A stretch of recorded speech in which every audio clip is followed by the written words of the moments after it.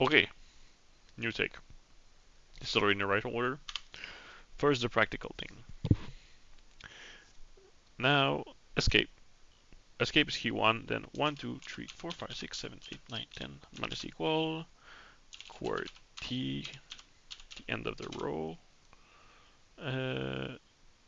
enter right control ASDFGHGKL, end of the row, shift ZXZ, blah, blah, blah, end of the row. So these are the things, they're kind of like, left to right, up to bottom, with some weird stuff for like newer keys.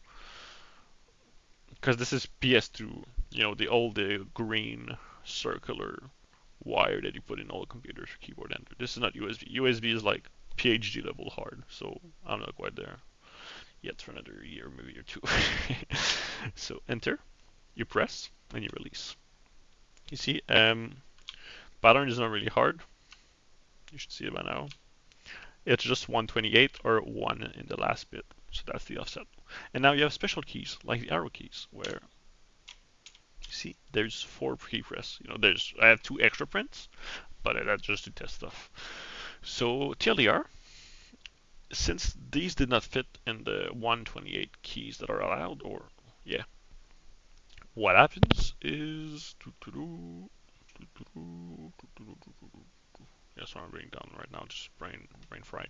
Oh yeah, it sends the E0 scan code first to say this is the extended keyboard, and so after that sends the code, so 1 key press is going to send 2 interrupt, and then when you release again, it's going to send 2 more. So you have a whole state machine thing where if I hold shift, it only presses once, then I release, and it does 1 other interrupt for the release. But if I press B, it does that in the spam, and then I release, and it does that again. So that's how it works. So you need a state machine that tells you, oh yeah, the shift key is pressed, and then you see another one that says, oh now the shift's not pressed. So depending on which control keys is being held, then it's going to be A or capital A or stuff like that. And that's how really that you can send them special shift special key stuff. So yeah, really that's about it.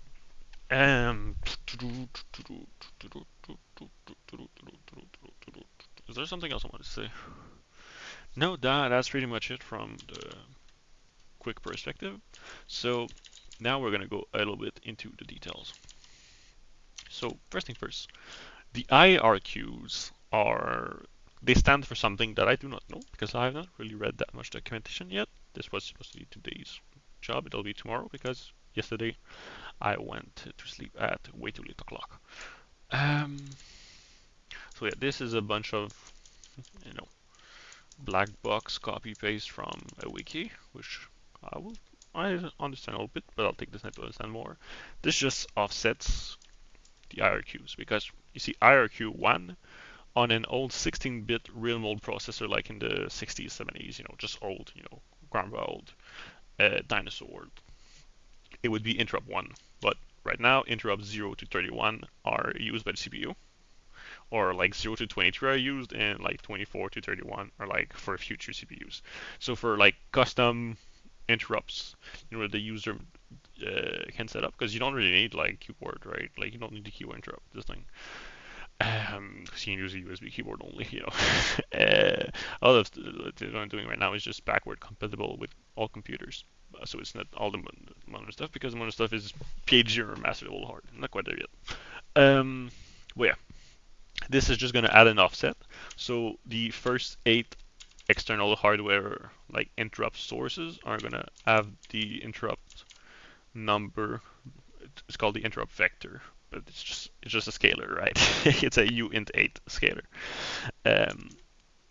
That vector is going to be offset by 32, and then the last 8 are going to be instead of 40, so it's going to be 32 to 47, plus minus 1 of bound error.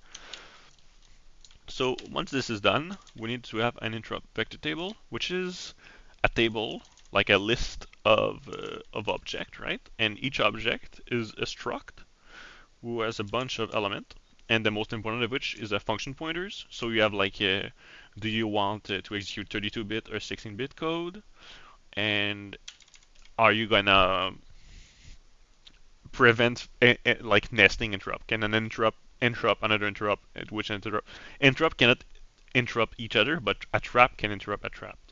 So there's that, and rank 0, and it's present in the table, right? I mean, I should put all the others all the way to 256, like garbage and false here, so it's not present, but it's not done yet.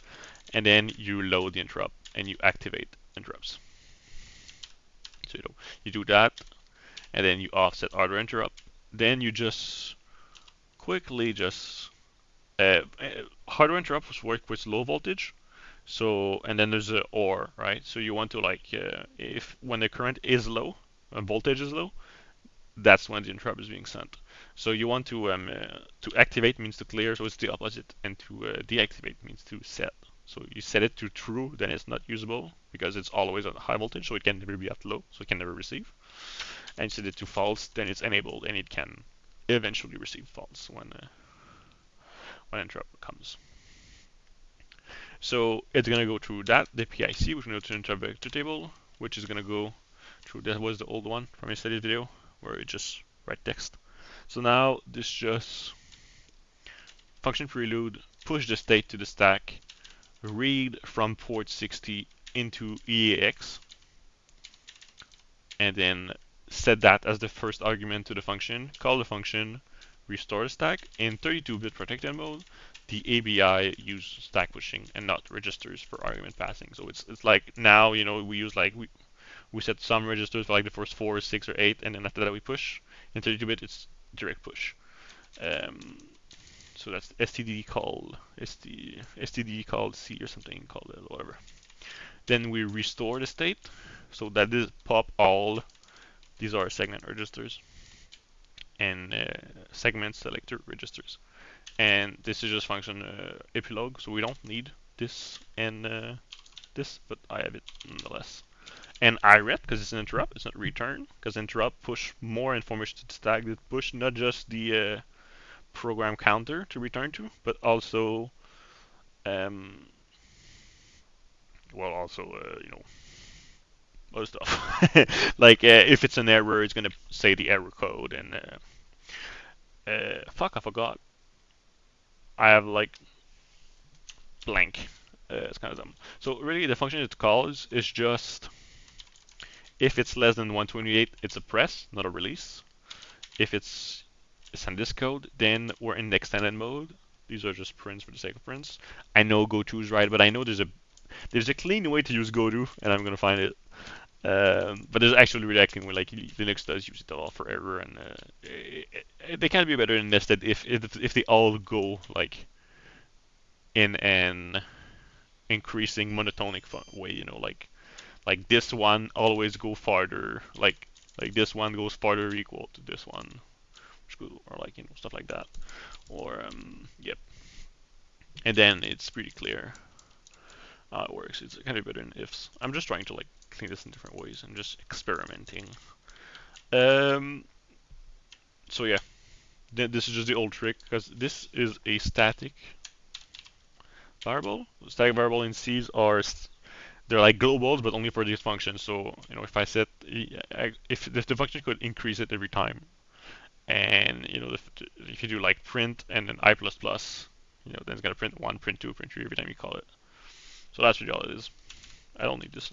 That was from the previous one.